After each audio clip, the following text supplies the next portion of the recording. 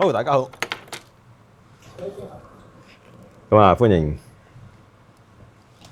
有一次再翻嚟啦。咁我哋逢星期日早上10點鐘，咁咧就係聖物三經研修證書課程啊，講緊密乘嘅單元。密乘嘅單元咧，我哋講大經，大經之後咧住心品嚇，之後我哋講即身成佛2章啊。咁呢個特別有重要性，因為咧佛教本來係成佛嘅，咁但係去咗小乘咧嘅時代就唔講成佛啦嚇，成阿羅漢咁咧就佛嘅覺醒真相啊，生命同埋存在真相。小乘咧基本上就唔理會呢件事情啊，只係如何能夠修行，進行一個逃避呢個世間嘅大工程啊。咁呢個叫無我生，呢個小乘啊，即係唔再喺世間出現啊，唔再受生啊。大乘佛教運動，瑜伽行派啊，咁啊成為一個菩薩，成為一個菩薩，成為一個本尊啊。咁啊開初出現嘅時間仍然係可以啊，我哋稱之為啊正道成佛啊。咁但係隨住時間，於是咧呢個所謂嘅成道咧又變得遙遙無期啊！我哋叫隔岸觀佛啊。咁啊，因為咧理論越嚟越多啦，咁理論得多嘅話咧，咁修行咧嘅脈絡啊就斷咗。另一個原因咧就係咧，因為菩薩嘅修行啊，咁啊好多咧其實被人建立一個正確嘅原點啊，深嘅秘密被人發現啦，咁所以咧就變成咗咧好似係一條好遠嘅路，去到終點就叫成佛啊。咁呢個知見咧後來啊，我哋嘅第2次佛教革命咧就開創咗，先認識根本啊，毗盧遮那啊，先認識個中心，先認識個源頭啊，不論生命同埋世間啊宇宙嘅源頭啊，先認識呢個中心，咁啊之後咧，我哋先去起行啊，先開始所謂人生咧變成一種修練啊，一種所謂修養。咁呢個先至真真正正嘅佛教啊。咁所以啊，基本上點解我哋講，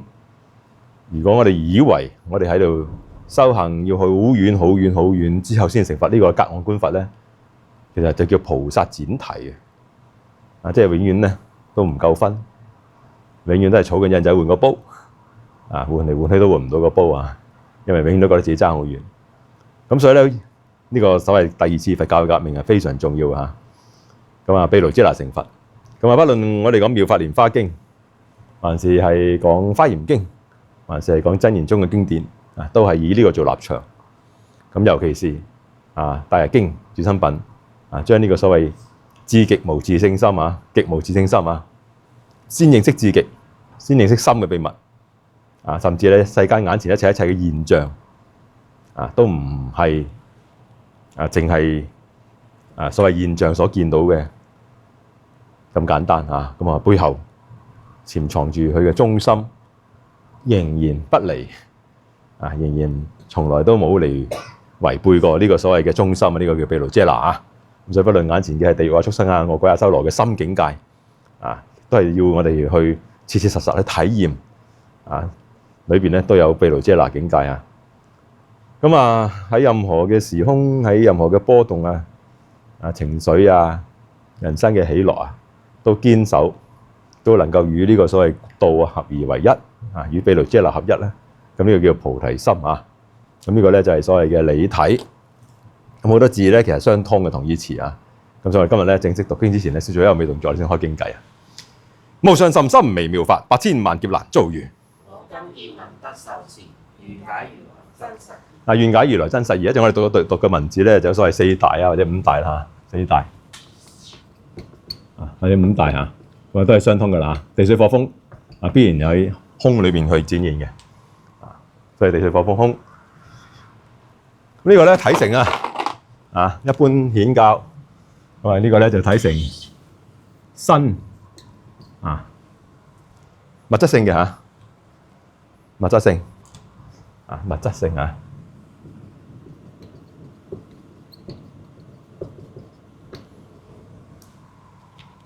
咁於是咧，我哋有所謂第六大啊，叫色啊，第六大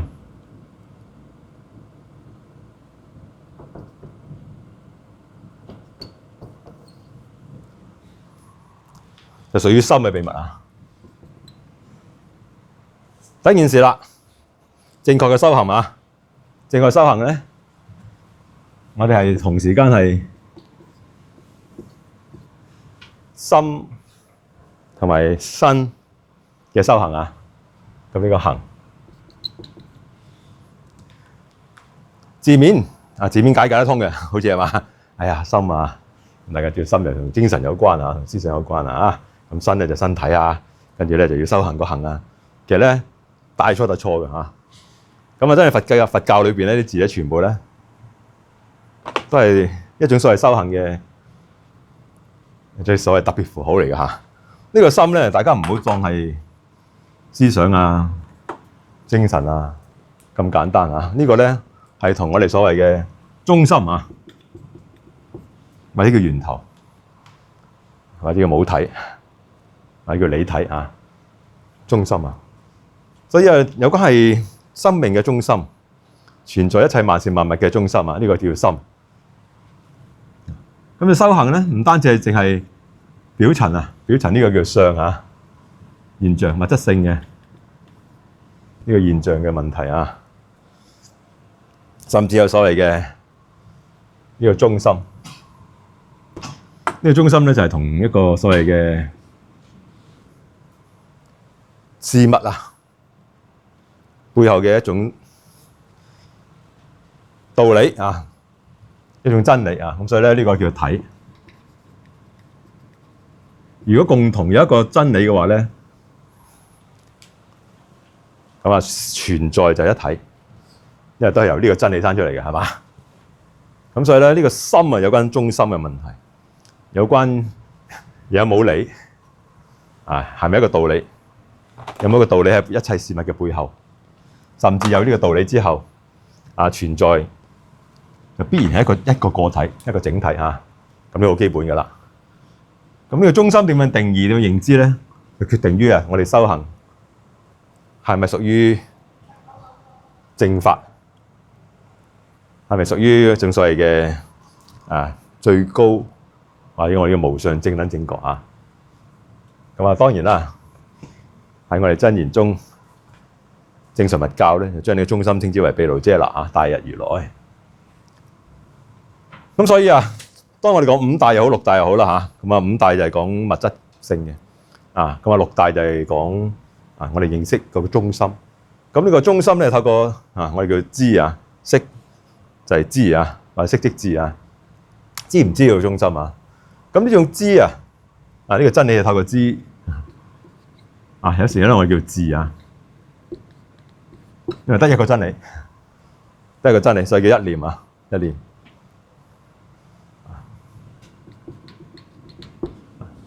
咁所以當我哋用一句説話、一個道理説破了呢個中心，譬如我哋中國人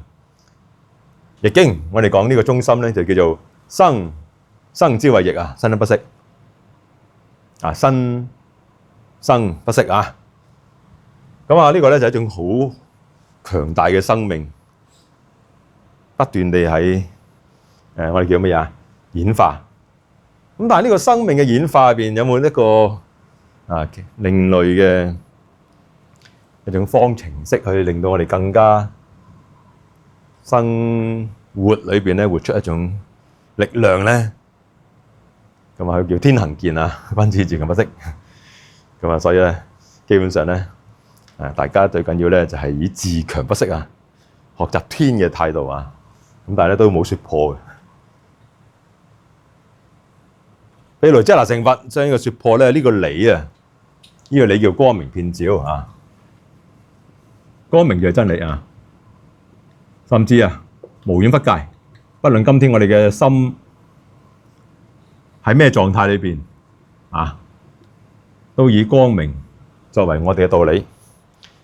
哪怕今天我哋喺地獄裏邊，即係我哋什麼也不相信喺種所謂嘅幽暗嘅否定裏邊啦，係咪啦？咁我哋仍然背後知道，我哋仍然有一點嘅肯定，呢個現前嘅所謂好似地獄一樣嘅心靈嘅幽暗咧，同時間存在住佢個源頭就係光明啊！咁呢個到底我哋有冇辦法用一念嚟將佢掌握住、定住自己啊？呢個咧就叫入真言門啊！我都同大家經常講下，所有偉大宗教咧都有一個秘密嘅，就一句嘅説話，一句好短嘅説話可以打開成個宇宙力量，產生共鳴相應啊！咁所以啊，呢個太初有道，或者太初有真言嚇，真言與神同在，真言就是神啊！咁所以呢個咧，神嘅創造力啦嚇。咁所以啊，所有偉大宗教咧都係講有冇辦法芝麻開門，於是咧就打開個最大嘅寶庫真言啊，真言門。原來中心呢個心就係中心，中心一定透過我哋認知，對真理認知，我哋叫做一念所以叫做知。行啦，呢個行字又唔係話行為個行啊！大家知道佛經裏邊咧當我哋講呢個行字咧，係同迦南麻有關㗎。迦南麻咧，或者叫卡麻啦，如果英文讀法其實係迦南麻，叫業啊，業啊，業呢個字咧，如果再將佢意譯咧，就叫 habitual pattern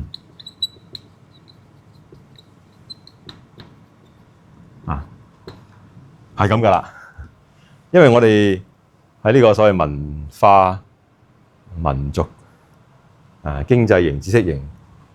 同埋我哋嘅家庭、我哋嘅教育一路培養咗咧，其實我哋咧已經一種所謂嘅慣性嘅行為，不自覺嘅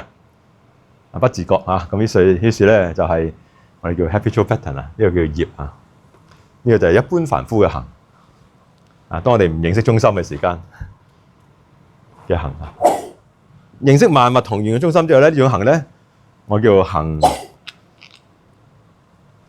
光明嘅行所以叫覺醒光明，所以叫佛行咁佛行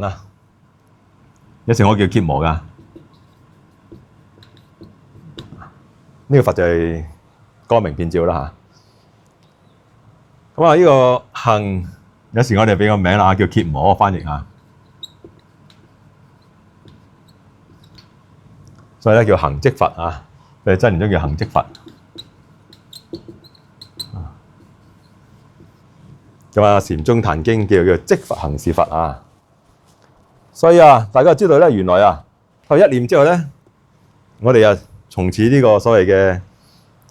嘅慣性行為，有時我叫執我執翻嚟嘅，係我哋由年少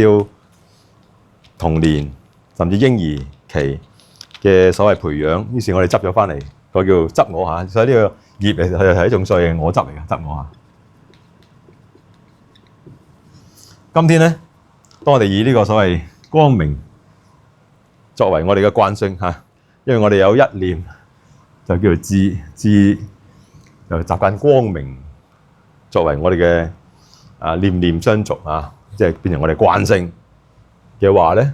呢個咧就叫真我有時叫做小我同真我嘅分別嘅，真如嘅我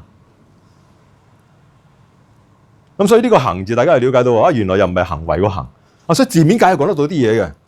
不過咧，如果真真正正大家拆解開嘅話咧，原來呢個行我哋叫做用對大家有冇一念喺背後？有一念喺背後咧，呢個行咧就叫用知用，已經唔再係業用係用一念重新塑造誰是我，我是誰什麼是我咁所以呢個叫自用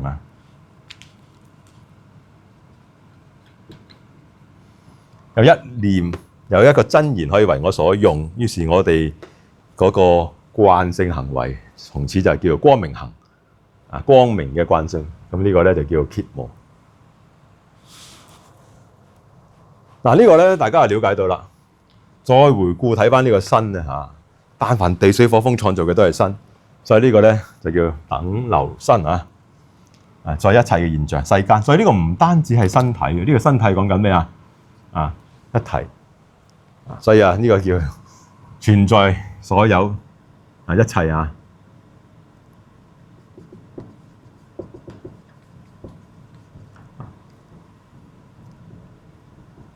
所以呢個身啊，就係由呢個中心生出嚟嘅，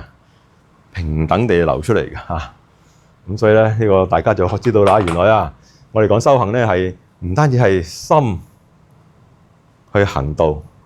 甚至心生去行道。呢個説話字面都有得解釋，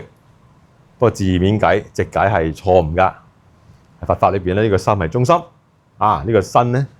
就係由中心所生出嚟嘅，再存在一個整體嗰個身體。之後咧，所謂行啊，就係當我哋有辦法認識呢個中心，認識到中心咧，知同埋知啊。世間萬事萬物我哋知，當我哋中心咧，我哋用一個理念、一個真理去統攝咗叫做知啊。咁之後呢個行從呢啲變咗知行，或者叫佛行啊。咁呢個佛行嘅狀態咧，我哋俾個名嘅，因為呢個咧等同於一種所謂嘅生命，唔再係以100年人生肉體我哋訓練培養翻嚟嗰種價值觀，而係一種新嘅我哋叫願力系統啊。所以咧，我哋將呢個佛行咧就叫願啊，係多咗樣東西嘅嚇，用生命力要展現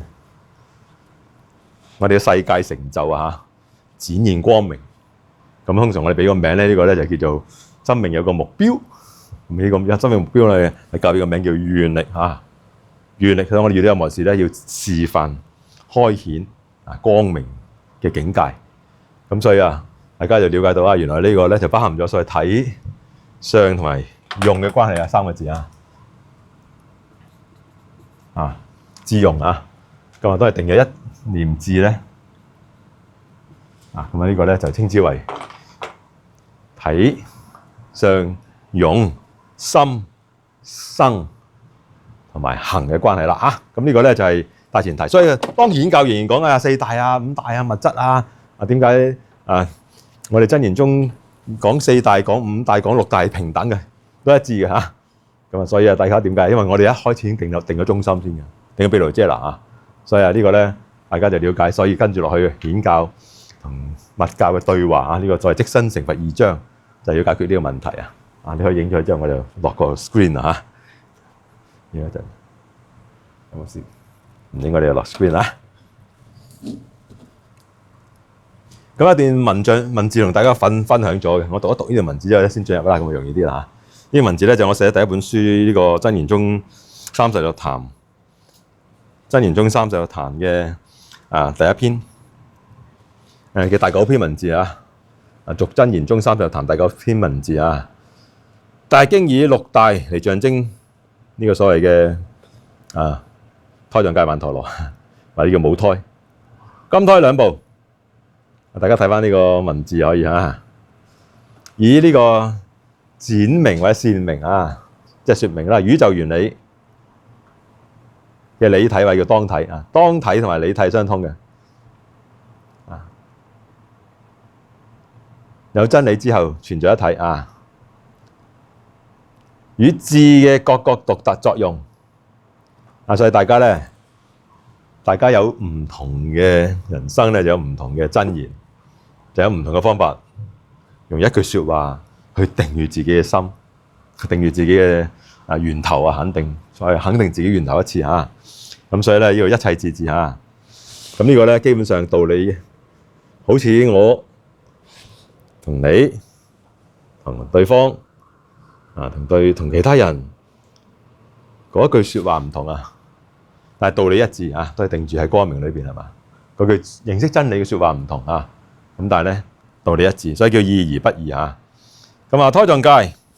胎藏咧就叫做迦納巴咁呢個咧就係所謂嘅音譯，象徵一切生命嘅根源或者叫母胎所以當呢個所謂心、生同埋行我哋一個整體一個整體能夠統攝咗身、心、身同埋行體、相、用都回歸以呢個中心，以呢個大如來作為呢個起點嘅時間咧呢個咧就叫做胎藏界呢個叫母體咁呢個就叫胎藏階或者叫母胎嚇，胎藏階。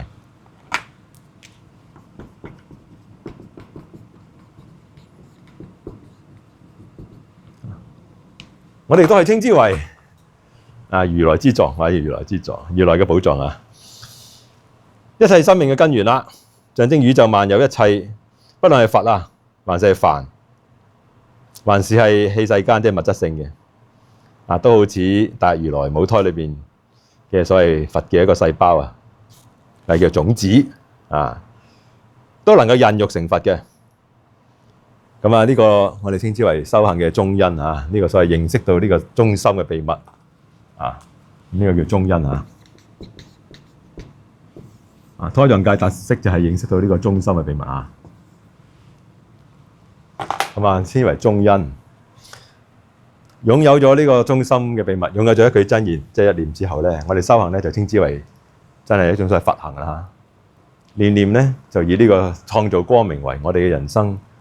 不論遇到順與逆嘅一種所謂嘅每一天嘅生命活動。咁呢個咧就稱之為行即佛咁反正咧，我哋認識呢個中心係叫中因大經以六大嚟象徵同埋表現大如來呢個母胎呢個叫宇宙原理嘅當體或者理體所以有呢個六大地水火風五大即六大四大加埋個空，咁地水火風空，咁五大佢加埋第六大色大，同埋色即智。咁所以咧透過一念先能夠定到肯定到我哋嘅源頭，肯定到呢個中心所以咧就叫六大。咁以開示宇宙萬有嘅原理啦。萬有之體性不真際，不外乎六大，而六大則具足種種嘅德性業用認識呢個德性即係智另外一念裏邊佢開創一種新嘅功能，就係我哋人生要展現光明光明先係本質上嘅德性福德就係佢嘅本質或者叫本性。咁就產生咗我哋嘅佛行咁呢個咧就係都好清晰咁所以呢個咧稱之為六大，就具足咗種種德性嘅業用。顯教咧就係淨係物質性將呢個所謂地水火風空色咧裏邊嘅地水火風空就睇成係物質元素，色就係所謂精神嘅基本所以將色都係精神嘅基本同埋物質界分開咗嘅咁呢個一種係二分法，所以呢種叫二分法將物質嘅世界好似牢不可破喺我哋外邊，變成我哋嘅障礙。其實咧，記住當我哋認識到萬物同源我哋回歸個源頭嘅光明嘅念力啟動翻宇宙嘅變化嘅話咧，其實呢個宇宙可以隨住我哋嘅祈願隨我哋願力而產生變化嘅，因為同源咁所以基本上呢個二分法咧，甚至有啲宗以為即心即佛，只不過係講緊心成佛咁所以咧就係心同埋物二分。咁密教咧嘅修行主張凡物就必有心，一切事物都係來自同一個中心係嘛？既然係叫得中心嘅話咧，一定生起，不斷地生起無窮無盡嘅萬物。所以呢個所謂嘅中心亦都有所謂賦予咗光明唔會係死寂嘅一定係生生不息嘅，不斷地創造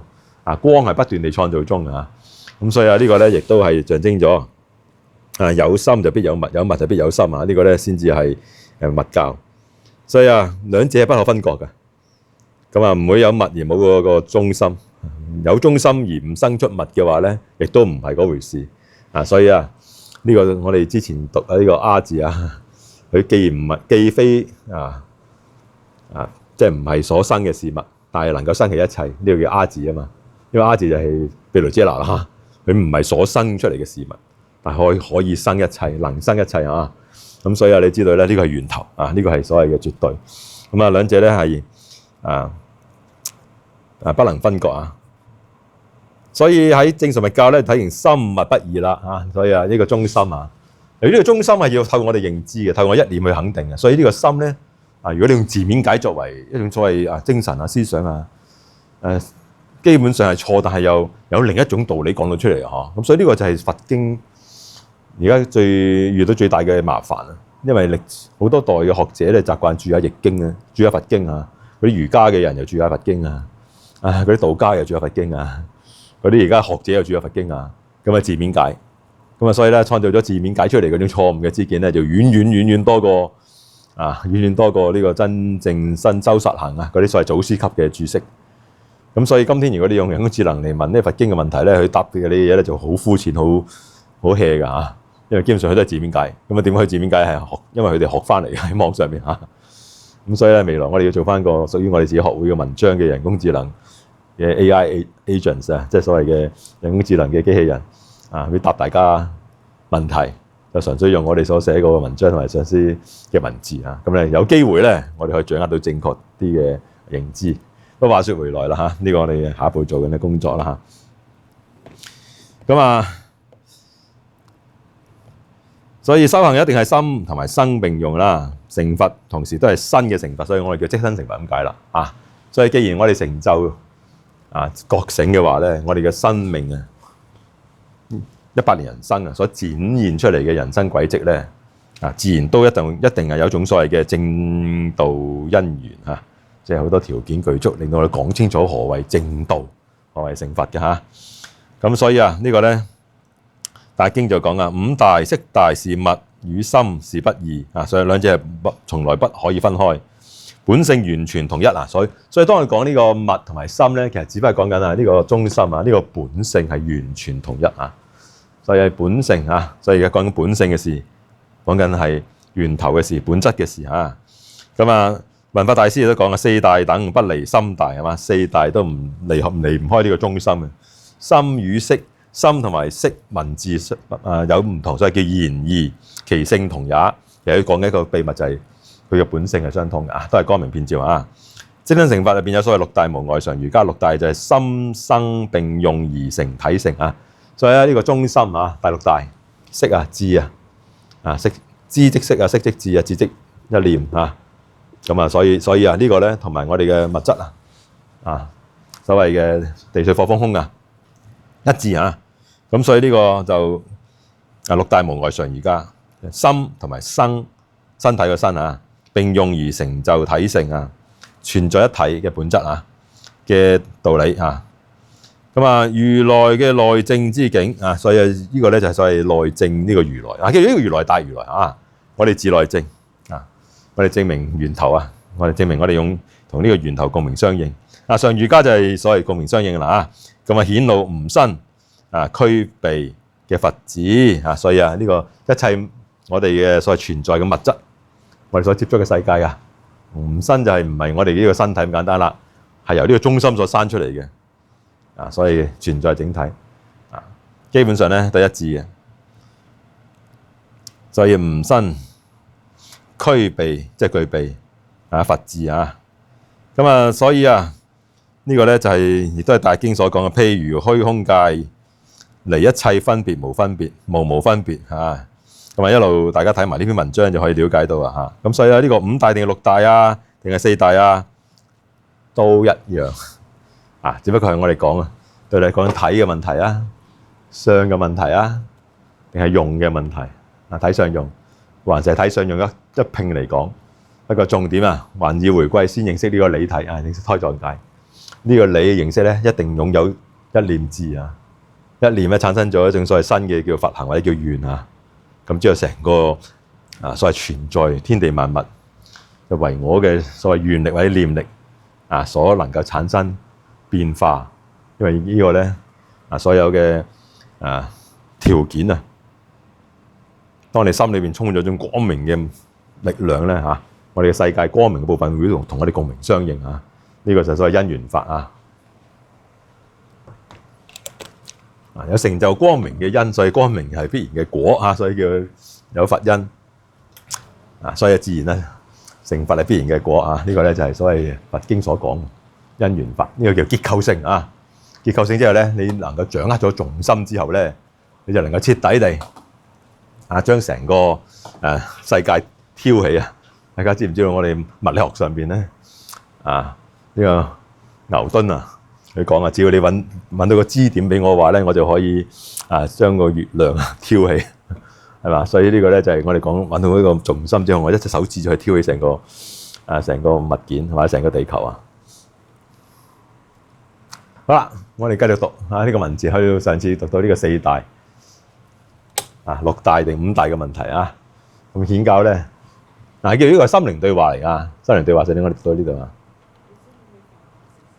係咪翻嚟住先？You are right。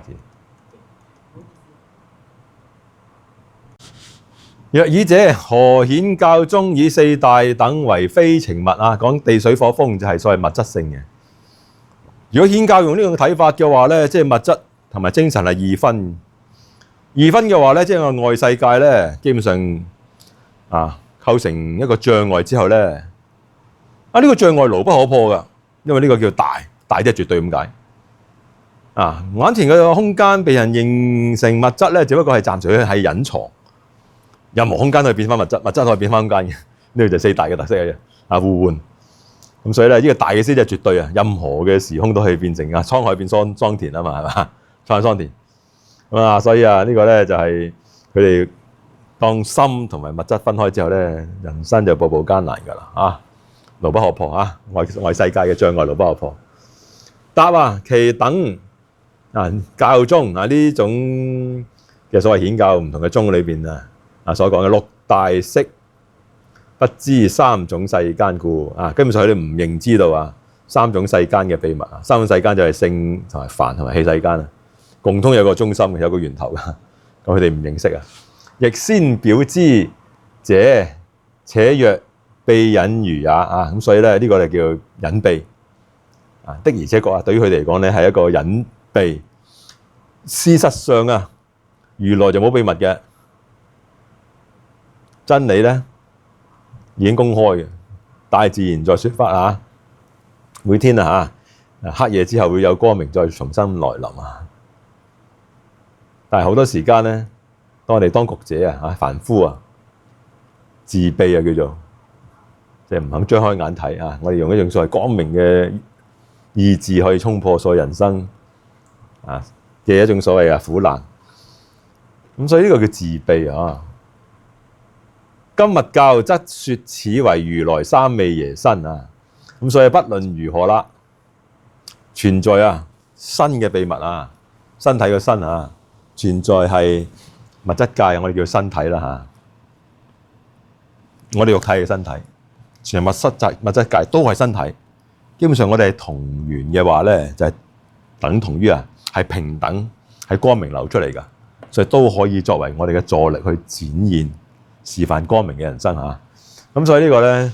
我哋稱呢個身體叫三昧耶身肯定係嘛？所以大家肯定有如來記住喺密教裏邊嘅如來就叫大如來㗎啦，肯定光明呢一個咁嘅身體存在整體一個身體嚟嘅，因為同源由大如來生出嚟㗎四大等不離心大，所以喺密教嘅體式咧，不論講四大講五大都離唔開呢個中心㗎啦，定係講六大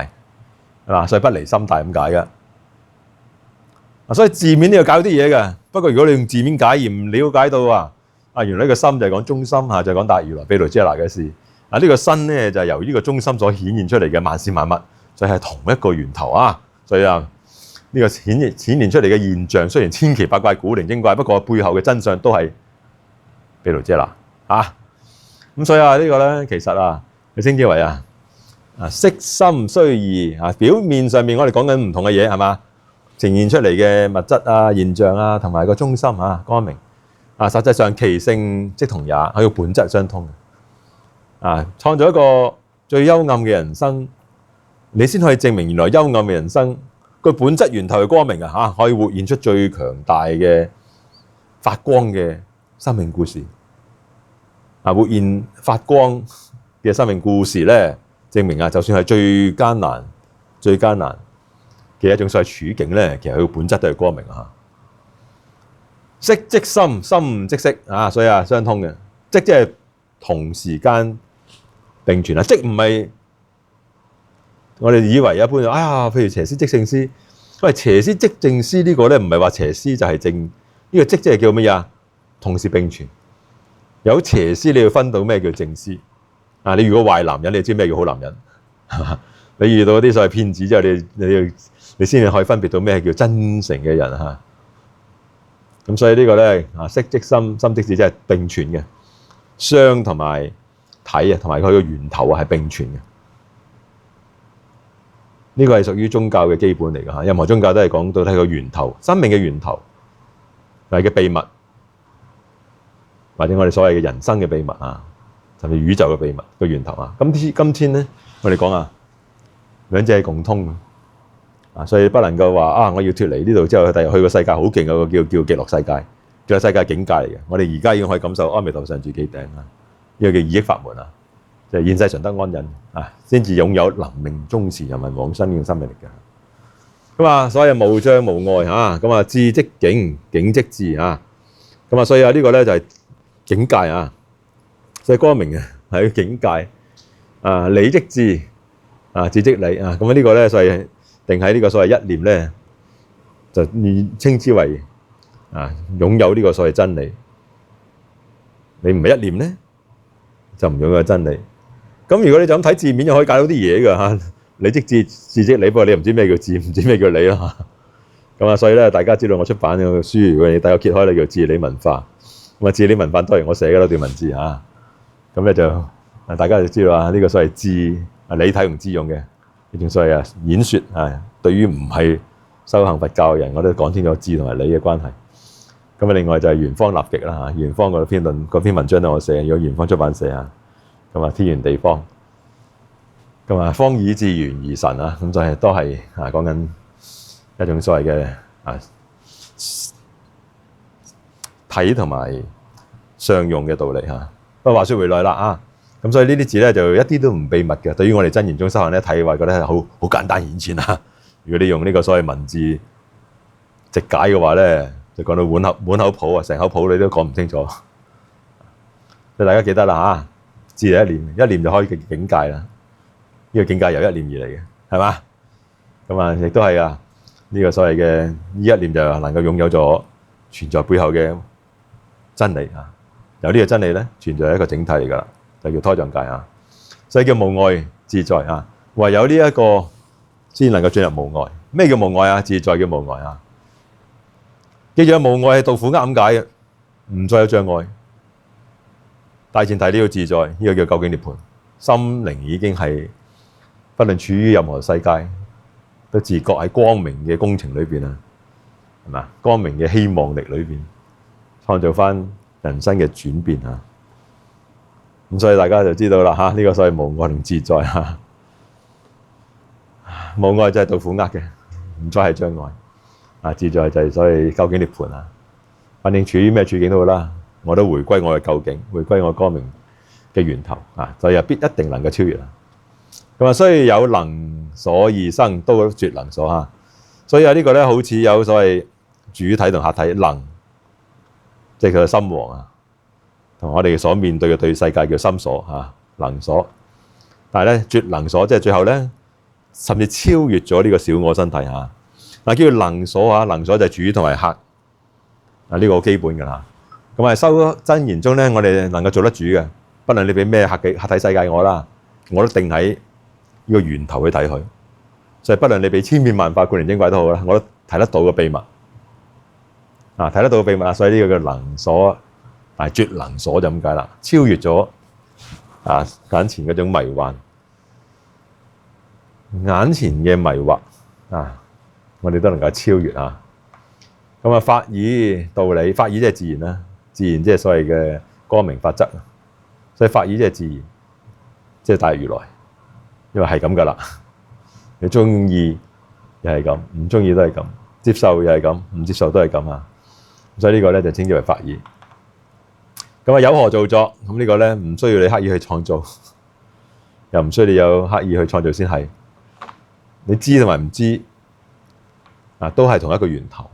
知嘅話咧，你要顯現一種所謂光明嘅人生；唔知嘅話咧，你就叫 control group。唔認識光明之後咧，你人生就俾眼前嘅顛沛流離啊所困擾，又充滿咗恐怖，產生顛倒夢想。咁啊，我哋心嘅願力好強大嘅，啊一念就化噶啦。所以我哋心所想嘅事咧就成了啦嚇。所以你啊念念不忘，心所想成日覺得自己有癌症，做快要爆炸啊！所以咧每3個月驗一次。癌指數咁咧就好快咧，你要心想事成。呢個叫念念不忘啊，必有相應啊。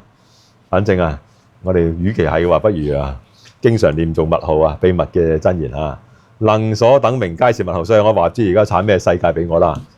名就係不論我哋稱之為啊地獄啊、畜生、惡鬼啊、修羅啦嚇，呢種嘅分類都好啦。皆是密號啊，都係喺一個真言裏邊消化咗佢，都係秘密莊嚴啊。密號即係我哋念一個真言啊。執常圖淺易啊，淺略易，不可作種種戲論。咁樣攞住字面解咧，就唔可以胡亂説一餐啊。如是六大法界體性所成之身啊，所以呢個身體已經唔係肉體身體啦，係法界體性，即係存在整體啊。咁啊，無障無礙，互相攝入相應啊，所以大家咧就知道互入啊。互入咩意思啊？九界即佛界，如果用呢個妙法蓮花，所以地獄同埋光明遍照係互入嘅，即係光明遍照，最後咧係可以開啟創造一個地獄世界。不過喺地獄裏邊，你要證明啊，活出光明先係本質。佢一樣可以創造所謂畜生啊、惡鬼啊、修羅世界。不過咧，你可以活現呢個先係本質，所以呢個叫互入啊。咁啊，其實互入咧，我同大家講下，如果一般凡夫咧冇一種所謂一句説話定到真理咧，就活喺呢個所謂眼前地獄、畜生、惡鬼啊、修羅、生滅世界、無常、煩惱啊、煩惱打煩惱啊、煩惱加煩惱，基本上擁有咗呢個光明嘅肯定啊，我哋叫三昧耶啊，同埋一句真言啊，一句説話可以定係一念智裏邊嘅話咧，佢就係互入噶啦。互入即係乜嘢？我哋將呢種光明嘅法則啊，生生不息。我哋人生起嚟創造光明嘅事件啊，證明道苦厄嘅，咁咧就自然相應啊。咁啊，常住不變，同住實際。咁所以咧，大家咧就經常安住喺呢個真實裏邊啦。呢個真實叫毗盧遮那啊，所以叫同住實際。咁啊，故云六大無礙常瑜伽，其無礙等者何異？咩叫無礙啊？就係攝入自在啊，叫做攝入啊嚇。呢個咧就係將光明嘅法則啊，我哋念念喺呢個所謂嘅念念相續裏邊啊，將呢個真言，就算我哋唔持重真言啊，呢種所謂嘅已經成為我哋嘅行為嘅一種所謂願力系統啊，一種所謂力量嘅源頭啊，我哋所念誦嘅呢個所謂佛或者菩薩嘅一個所謂心嘅秘密啊嘅一個句子，變成咗我哋嘅行為，甚至我哋唔需要刻意去想，都產生一種共鳴相應。咁呢個咧就稱之為自在啊，稱之為已經將呢種嘅真理攝入帶入咗我哋人生軌跡裏邊。所以自覺要成就所謂一種偉大嘅人生啊，甚至用有一種方便波羅蜜啊。大家知道我哋有智波羅蜜、力波羅蜜、願波羅蜜同埋呢個所謂嘅方便波羅蜜啊。咁咧呢種咧，我哋稱之為瑜伽咁我哋甚至變成我哋嘅常，即係我哋不動不壞。所以呢個真理呢種嘅肯定力唔會動搖嘅甚至係不壞，即係話永恆嘅所以超越咗時間，過去咗未來嘅瑜伽者翻譯叫相應相應就叫瑜伽啦，或者叫互攝互入咁呢個咧就係即字嘅意義啦。所以呢個咧即係成為義將呢個即字講清楚叫攝入，相應就叫即相應同光明相應就叫即。認識咗呢個心嘅秘密，頭先我一開始寫嘅時間心同埋生去修行嘛心生嘅行好啦，四種曼陀各不離咁點解大經第六卷就話啦，一切如來有三種身所謂字、印、形象是也字就係達賴嘛所以既然我一句說話認識真理之後咧，我用一個暗號一個符號統攝咗佢咁所以大家知道咧，古代咧有所謂家徽，譬如Superman 嘅家徽就 S 字帶喺心口嘅咁另外咧就好多唔同嘅大家族都有自己嘅家徽咁包括咗雲法大師其實都有佢嘅家徽嘅就係嗰個而家我哋好多時去食呢個魚生嘅時間，嗰三粒蝌蚪咁啊再加埋佢嘅顏色啊，文化大師有加翻入去顏色嘅。其實呢個係由文化大師嚟嘅啊。咁啊，今天就變咗好多日本嘅 icon 咁滯㗎啦啊，係嘛？咁啊呢個咧就叫字啦啊，一個 dharma 一個字。咁啊印咧就係我哋所謂嘅三味嘢啊。形象就係成個整體嚇，我哋生命所示現嘅相。我哋基本睇下啦啊，何物字雲？咩叫字啊？如亦以符，亦都解釋埋咩叫印，咩叫形象啦。字者係法曼陀羅係嘛？真理嘅世界觀，曼陀羅即係世界觀啊。曼陀羅係宇宙。咩叫世界觀啊？由中心開始啊，所以呢個睇相用啊。由中心開始咧，呢個睇叫你睇。呢個相咧已經唔係千奇百怪啦，係平等嘅，所以叫平等相。平等相咧叫無相，無即係絕對嚇，無即係絕對咁解嘅嚇，唔好字面解，字面解係解到啲嘢嘅，就係講哎呀你唔執着就好快樂，唔執着好快樂人都知係嘛？咁你忽然之間俾人話俾你聽，喂你有呢個癌症末期，咁你唔執着就好快樂係嘛？到時你想唔執都唔得啦嚇。啊失驚無神你呢個。我哋將所有錢擺喺一個銀行戶口，嗰個叫做雷曼，雷曼忽然間執咗，咁你又真係唔執着好快樂啦嚇。呢個係騙人㗎，所以呢個無字啊就唔係話唔執着快樂咁簡單。所以無相嘅意思就係我哋已經認識源頭，不論任何事件出現都好啦，我都光明面對，轉化佢啊。咁啊，將呢個變成我哋最強大嘅動力啊，去活出一個所謂偉大嘅故事，能夠送俾其他相同處境嘅人。咁所以呢個法律嘅真理啦，法即係真理啊，即係毗盧遮那咁解啦嚇。曼陀羅就係由呢個中心所開出嚟對世界嘅觀，就叫宇宙觀或者叫世界觀啊。所以呢個咧就叫字，叫法曼陀羅。印咧就叫種種嘅標落啊，即係嗰個標誌。咁所以譬如我哋講用呢個所謂如意寶珠啊，就象徵咗所以譬如我哋講觀自在菩薩啊呢類嘅如意寶珠。咁啊，基本上文殊嘅智劍啊，文殊嘅智劍係一種好文雅、好優雅嘅劍啊。不動明王嘅不動劍又有條龍盤旋住㗎啦，嗰條就係嗰個就非常之我哋叫做咩啊？一睇落去紅豆豆一把劍啊，因為烈焰去圍繞住把劍啊，再加埋個繩索。咁所以各自咧都象徵咗一種所謂我要用乜嘢嘅方式去創造光明咧，同埋有人係用智慧同埋寶盒啊，即係將呢個所謂經法傳人啊嘛。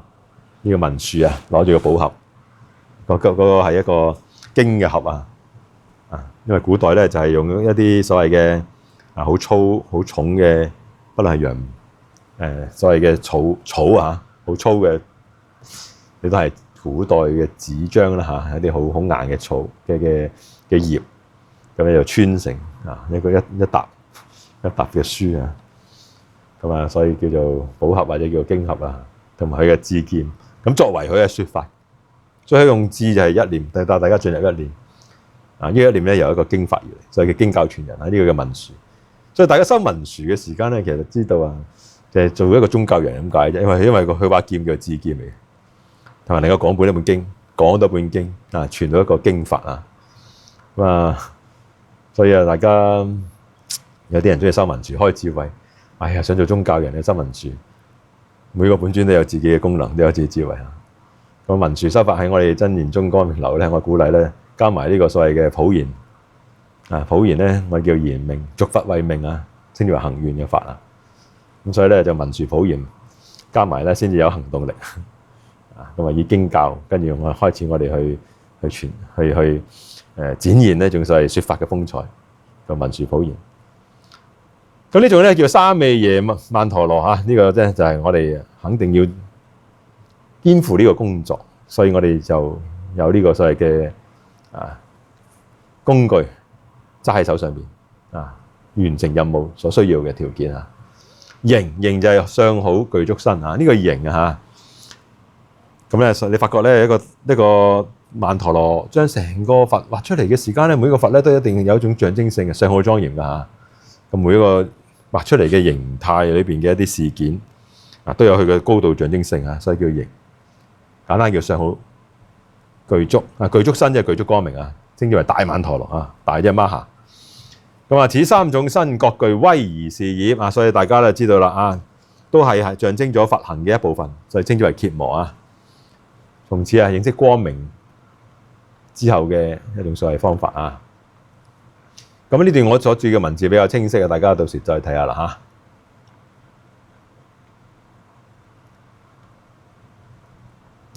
若其字印形，若有幾所種耶？有幾多種？字有二種，若印亦有二種啊。咁啊，其字二種者何？字有兩種，就係咩啊？聲與菩提心嗱。咁啊，字咧就係聲音啊，所以叫聲明讀出嚟嘅，係咪文字可以讀出嚟嘅？咁啊，讀出嚟嘅係咪就係個道理啊？唔係，菩提心啊！讀出嚟嘅文字本身就係正道嘅中心源頭啊！所以呢個文字咧令我哋回歸翻呢個菩提嘅源頭啊！菩提就係道，真言中嘅道就係毗盧遮那啊，光明遍照啊，光明就係道啊，所以叫光明王，叫光明流啊。除咗光明之外，仲有冇其他道？不過你點樣體驗光明咧，就睇你嘅聲音啊，你用咩方式啊？譬如我哋係做一個所謂醫生嘅，同埋做一個警察嘅，啊，同埋做一個所謂教師嘅，啊，所以能夠發揮啊，令到呢個世界上面更加多教師、更加多警察、更加多醫生啊。咁我唔講警察啊，我講軍隊。軍隊咧係要絕對服從命令，同埋殺人嘅，因為保家衛國，你唔殺人咧就你嘅家園就俾人摧毀啦。啊，僱傭兵嚟計，僱傭兵即係為咗錢去殺人。咁所以咧，僱傭兵咧喺軍事法庭上面係冇任何 protection 嘅，基本上就等於謀殺犯。所以拉咗啲僱傭兵咧，可以1、2、3就砰槍斃咗佢嘅。但如果拉咗對方嘅軍隊嘅話咧，因為有聯合國嘅一啲所謂嘅制約啊，咁所以你要善待嗰啲俘虜，善待啲俘虜嚇，因為大家都係只係保家衛國嘛，呢個都係所謂道德嘅行為。咁所以咧嚇，如果你係正規嘅軍隊咧，啊俾人俘虜咗投降嘅話咧，正常就唔會虐待你嘅啊。咁但係如果你僱傭兵嘅話，就1、2、3就砰，因為呢個係受身去謀殺人。咁呢個咧有分別。軍隊所需要嘅，如果你有軍人嘅話咧，所需要展現光明嘅就係我哋充滿咗一種所降服嘅力量，係嘛？將所有敵人打低。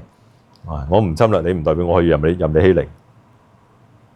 啊，因為我有我要保護嘅東西啊，呢個叫做家園啊。咁啊，所以啊，呢個咧就叫啊，咁啊，對於教師就唔會下下就去砰，學生唔聽話砰，跟住咧，咁啊1、2、3咧就拉咗個學生去做俘虜，唔會噶嘛，係嘛？咁啊，旁聽嗰啲直情可以砰咗佢啊，嗰啲旁聽啊唔聽話啲砰咗佢啊，嗰啲聽上堂唔專心嗰啲就做俘虜啊，韞你去，唔會噶嘛。所以佢要做嘅唔同啦，啊呢個叫做教化嘅力量，所以佢所需要嘅真理啊，就係可能佢一句説話可以令到光明送出去嘅，係嘛？就呢個就係佢嘅願力啊。咁啊，去到做醫生又唔同㗎，醫生只係係能夠點樣能夠令到對方喺即係病裏邊減少痛苦啊，甚至能夠痊愈啊。咁啊，殺人同埋痊愈係兩種極端嚟嘅啊。咁所以啊，能夠降服嘅就降服，有啲人的而且確用降服嚟證明光明。有啲人係用醫治治療啊，妙手回春啊，咁作為治療嘅。咁所以大家係咪唔同啊？不過咧，同一個中心叫菩提啊，毗盧遮那。菩提心喺我哋所謂第二次佛教嘅革命之後啊，呢個菩提心就係真理咁解。呢個真理就唯一嘅真理就叫大如來嘅，冇其他噶啦。所以大家如果琴日有聽我講呢個菩提心論嘅話，就知道啊呢個所謂發菩提心嘅意思啊。其聲字及菩提心者何物啊？此云有多解。你話呢個聲同埋呢個菩提心係咩嚟㗎？好多個解釋嘅嚇。有其多解者何耶？點解有好多解釋啊？所曰行者最初修行字略有4種觀啊。如果最初修行咧，呢個字咧啊就有4種嘅觀想法啊。初修嘅時間咧，對於呢個字啊。呢個所謂字同埋菩提心呢個字咧有4種。第一字一但觀菩提心，此菩提心即字也嚇。所以第一件事咧，建立菩提心嘅立場，跟住去觀察啊。咁所以咧呢個所謂菩提心咧就係字啊，就係我哋所念嘅真言。所以話菩提心咧，就係我哋嘅真言。我哋真言咧，就係呢個所謂嘅源頭啊。咁所以我哋用呢個真言嚟觀察呢個源頭。第二咧叫觀自輪，觀自輪咧就係持住真言為輪迎日新，將一種所謂修行方法觀想下，譬如我哋叫五輪塔觀都算啦嚇。同地水火風空變成我哋嘅跏趺坐變成我哋身體由底到上地水火風空咁創造咗我哋就係五智如來咁所以呢個咧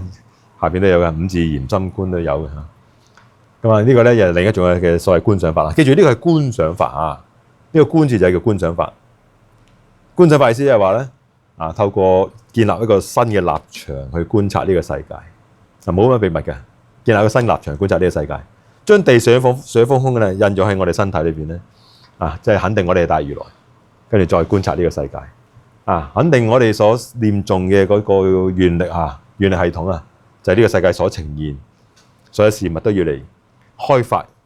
我呢句真言背後嘅力量秘密力量。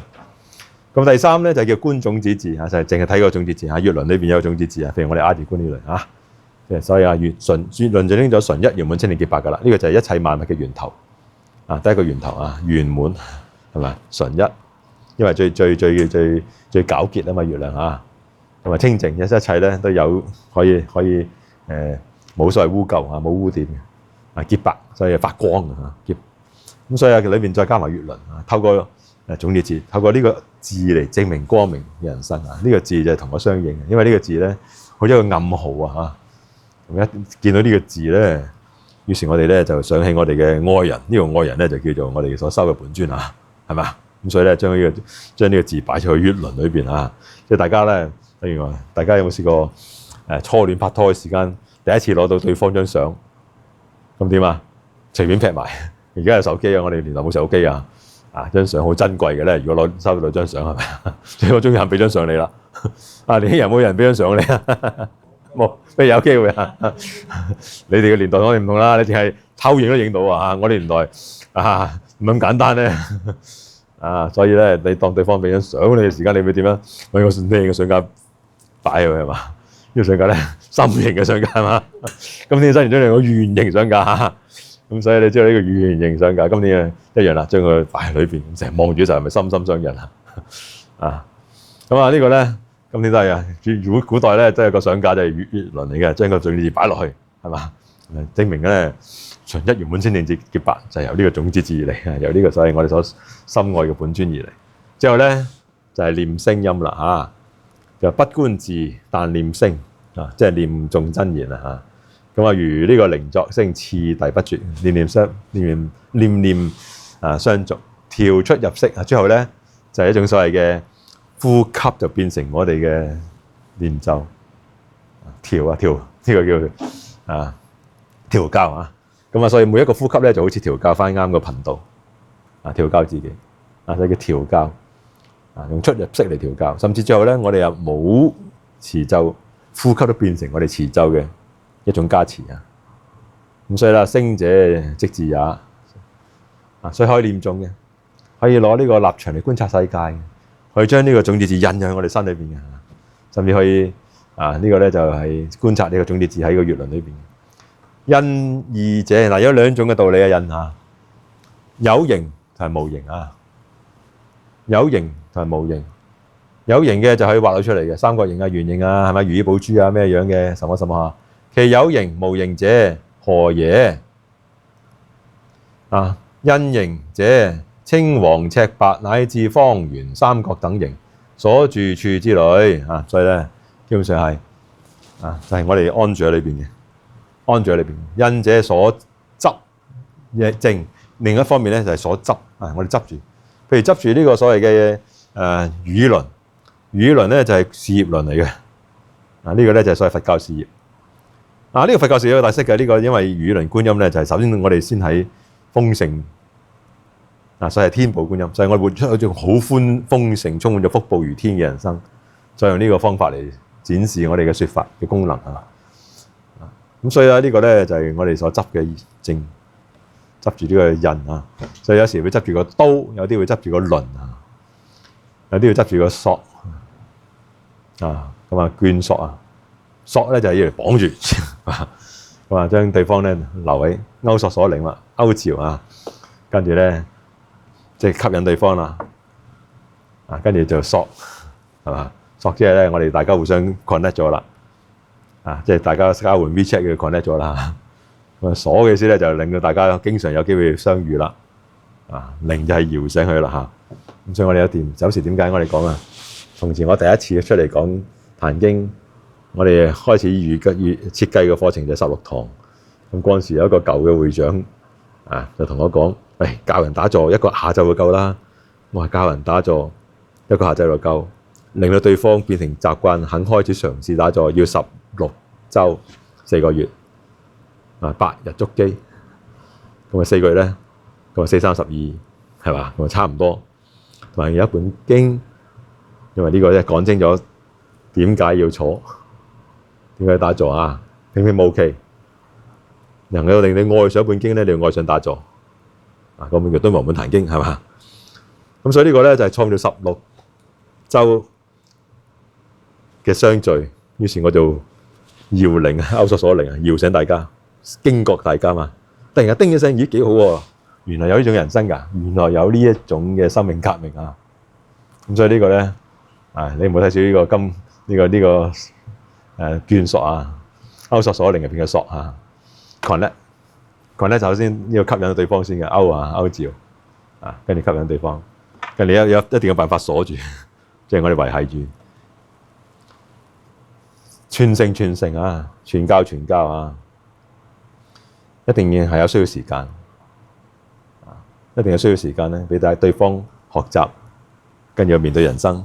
跟住再翻嚟學習，跟住面對人生係嘛？啊，所以啊，遠近。咁你話我淨係12天鎖晒喺個營裏邊，講晒要講嘢得唔得啊？呢個功效唔大啊，因為呢個咧只不過係一個 isolate 咗啊，冇現實人生參與。咁你聽到，哎呀，好開心啊，好解脫啊，果然解脫到啊！一出到現實人生咧就崩潰咗。所以真正修行咧係親啊，即係我哋叫咩近遠啊嘛，好近真理，跟住翻去人生，跟住再要翻嚟，又再去人生係嘛？於是越嚟越感覺到啊，原來可以有一種所謂唔同嘅對照啊，因為我哋一去到現實人生咧，我哋就全部兵荒馬亂㗎啦，跟住咧所有都散晒啦。跟住開始又翻返嚟嘅時候，覺得哎呀，原來可以有呢一種嘅整合啊，甚至喺呢種整合裏邊咧，重新得到治療啊，心靈又強大一次。跟住係咪感受好良好啊？跟住出去睇看面對，可以維持狀態幾耐？跟住散咗之後又翻嚟，係咪我哋創造呢個所謂嘅鎖就係咁解嘅啊？令到對方咧不斷地去重新啊，再要回來。咁基本上呢個學習咧有完成一天嘅，喺真正有經教嘅話，冇經教咧。就呃你嘅，就唔會完成嘅。即係我哋每個禮拜去望彌撒一次咧，望完好開心，翻嚟又散咗。啱差唔多冇電嘅話咧，又去叉電一次係嘛？咁呢個永遠都唔會完嘅。呢個從來你都唔可以自主嘅。你邊能夠可以變成獨流？經教唔同啊，經教就係最後咧，呢本經喺你心裏邊變成你一本正經。咁從此咧，你自己已經可以圓滿具足啊嘛，開始真真正正出去行俠仗義啦。做呢個佛嘅俠啦嚇。咁如有如俠啊。呢個佛有佛俠，道有道俠，咁大家都要做大俠嚇。咁我哋為天下謀幸福嚇。咁金剛杵金剛杵一個象徵啊。咁五字同埋我哋所謂嘅三葉啦嚇，因為身口意。咁係加持咧就係佛部、金剛部、蓮花部啊，大家記得啦。何故時有形無形雲？點解有時有形有時冇形㗎？初心先觀畫尊第一件事咧，用個形態，所以一幅好嘅畫好重要嘅，因為令到我哋愛上，同埋我哋會印咗喺心裏邊，喺手上面所揸住嘅一啲工具，我哋嘅三味耶形從而加持我哋。任何手上面去攞嘅工具都係可以為我所用嘅，所以有啲本尊咧就好簡單，兩隻手於是咧就如意寶珠跟住一個所謂嘅無私無畏嘅印咁呢個咧就好簡單嘅。咁啊有啲咧就複雜啲啊，6隻手，因為基本上佢係比較多功能，咁啊對佢多功能定簡單功能都冇所謂，適合自己就為之好啊。咁藥師琉璃光簡單，嗰個12個角嘅嗰個佛嘅藥壺啊，所以藥師琉璃光手頭上面啊打住嗰個定印呢個所謂嘅入定嘅印之後，攞住嗰個佛嘅壺，嗰個壺咧就12隻角嘅，仲呢12藥叉神像咁所以咧呢個咧就係藥壺。咁啊好多畫畫咧就因為方便咧就唔畫佢12隻角嘅壺嘅，畫個圓嘅藥壺都一樣啦嚇。咁啊如果藥師琉璃光淨喺度打坐，冇咗個佛嘅嗰個壺咧，嗰個藥壺咧，咁呢個其實叫顯教嘅佛像啦，冇乜所謂啦。反正顯教佛像個個都一樣噶啦嚇。咁但係咧真言宗咧就特別重視個象徵性。咁所以咧畫得正確嘅話咧，嗰個佛嘅法器手頭上所攞嘅咧，一定有佢個原因啊。咁啊象徵咗我哋嘅潛能嘅開發。咁啊呢個叫有形啊，畫咗個珠尊之後後漸順於是咧慢慢咧就變成加持力。所以咧就算呢個已經變成我哋嘅力量，就唔需要再攞住嗰個形象啦。擔住條毛識飛嗰個叫小飛象最後唔使條毛都識飛啦，因為呢個已經係知道自己原來本來就有嘅力量所以加持力。自然本尊現與心相應所以本尊咧嘅現即係顯現同個心係相應，同個源頭相應即係本尊現心相應所以我哋本尊嘅喺我哋生命裏邊顯現出嚟呢個本尊即係個願力啦，或者叫佛行啦自然就回歸個中心同嗰個源頭宇宙嘅中心相應。呢個心唔係我哋嘅心唔係思想係源頭存在源頭相應不別外緣所以冇所謂外緣對於外在一切事物，我哋都唔再分別所以所有而家現前所要處理嘅事件，我哋又叫佛事佛辦佛行都係光明工程裏邊嘅所以故云無形，所以呢個咧就無影無形嘅境界嚟嘅，呢個係形象者何乎咁我哋話個大曼陀羅見晒啲樣係點樣㗎？咁經曰本尊之身亦有二種咁清淨同埋非清淨雲咁所以咧畫出嚟嘅曼陀羅見到嘅同埋我哋所謂嘅有呢個所謂嘅清淨非清淨嘅兩種其清淨者何？如逆耳咩叫清淨如逆耳即係話咁咩叫唔清淨咁解？咁費事問多次啦咁所以嘅所曰由此有相引入於清淨處有相叫做真言宗嘅佛像唔會動嘅，我哋觀想咧將佢印喺心裏邊如果你一開始觀想就個佛像開始同你招手識微笑跟住講嘢咧，呢個咧你嘅心動啦，即係簡單開始發夢咁啲唔有正見嘅咧就覺得好開心，終於咧咁嘢我哋叫做咩 channeling 呢個係外道嚟㗎思想開始同我哋講嘢叫我哋去邊度有靈氣嗰啲咁啲全部咧都係我哋叫做咩嘢精神科開始幻視幻聽咁但係好多道理唔明嘅咧就好開心，覺得自己境界好高聽到觀音叫你呢度捐去嗰度爭啲叫你死嘅就快，不過即係差唔多噶啦覺得自己好勁觀音嚟自講嘢所以真言宗我哋係我哋俾佢嘅，所以我哋定喺呢一尊係定嘅咁你喐嘅時間你唔該你擘大眼起身飲杯茶啦，即係已經開始半睡眠狀態咁所以咧師父講成日修行真言宗嘅修行不論係觀想定係持咒閉智失聰係嘛，不論你俾咩我咧，我都聽唔到睇唔到我定係自己，我要聽嘅就係我自己持咒嘅聲音。如果係持緊咒嘅話，我要觀嗰個佛像就係觀個佛像嘅聲音，或者觀個曼陀羅再冇其他嘢噶啦其他所有嘢都係假嘅，咩發咩光什麼古靈精怪，我哋唔會講呢啲嘅。咁所以有啲人如果閉完關就同講呢啲嘅話咧，咁呢個咧其實即係已經露咗底外道思想。我基本上咧，其實我哋心中有數啦，所以咁由此三摩菩提三摩佛多所等引故住清淨處，寂然無相，名為清淨。到最後咧，我哋進入咗一個境界啊，三摩地境界啊。咁啊，進入三摩地境界咧，就等於安住喺清淨處，寂然無相啊。所以啊，到最後我哋咧變成我哋嘅常態，不思議啊，唔需要想，我哋都自然就喺呢個本尊，因為我哋已經變成一個願力系統，我哋生命力啊已經變成咗就係為呢件事而嚟啊。咁所以進入咗呢個三摩缽多啊，三摩缽提。咁啊問啊，若此淨非淨因果分別如何？有相嘅非淨，無相嘅就變成完全嘅絕對狀態叫淨啊。非淨就係因，清淨者果係嘛？先觀相，跟住無相。話修行啊，先練好小念頭標指尋橋，最後就唔需要再刻意思考自己係出緊咩招式啊，融為一體。小念頭標指尋橋咧，其實佢好特別嘅，喺武術界裏邊咧係一個另類嚟嘅。如果大家睇翻洪拳啊、螳螂啊，甚至係大聖百劈掛呢個所謂嘅形意拳咧，佢哋耍出嚟咧好靚仔噶嘛，真係有一套行雲流水噶嘛。呢啲就叫做所謂嘅有唔同嘅招式啊，咁有唔同嘅套路即係成套嘅，好似真係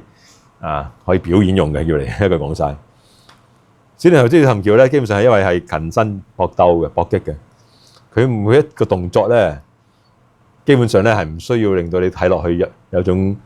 感覺係一套完整嘅套路。佢即係將一啲好精簡嘅一種所謂防禦啊、攻擊啊嘅手法咧，不斷地鍛鍊又鍛鍊又鍛鍊。所以嚴格上嚟講咧，佢係即係好濃縮嘅精華係跳嘅點嚟嘅點。所以你連續嚟鍛鍊嘅時間咧，就睇嚟睇去都唔似一套好完整嘅。即係大開大合嗰種嘅武術嘅展示一樣。咁所以你喺網上面咧睇呢個葉問示範呢個小念頭標指同尋橋咧，自然覺得啲動作好搞笑，係嘛？一啲都唔似彈膠。